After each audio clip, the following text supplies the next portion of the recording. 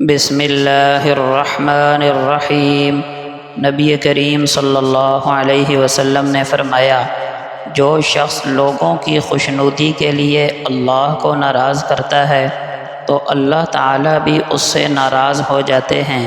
اور پھر ان لوگوں کو بھی اس سے ناراض کر دیتے ہیں جن کی خوشنودی کے لیے اس نے اللہ تعالیٰ کو ناراض کیا تھا۔ اور جو شخص اللہ تعالیٰ کو خوش کرنے کے لیے لوگوں کو ناراض کرتا ہے تو اللہ تعالیٰ اس سے راضی ہو جاتے ہیں، اور ان لوگوں کو بھی اس سے راضی کر دیتے ہیں جنہیں اللہ کی خوشنودی کے لیے اس نے ناراض کیا تھا،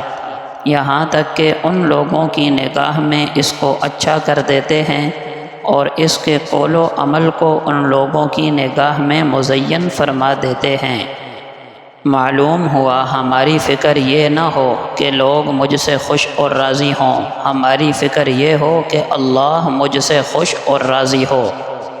حدیث قدسی ہے، اللہ جل شانہ فرماتے ہیں، میری عزت و جلال کی قسم، میں اپنے بندے کے لیے 2 اطمینان اور 2 خوف ایک ساتھ جمع نہیں کروں گا۔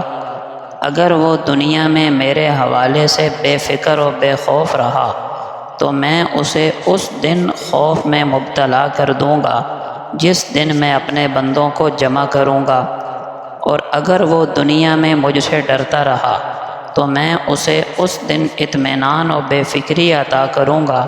جس دن میں اپنے بندوں کو جمع کروں گا۔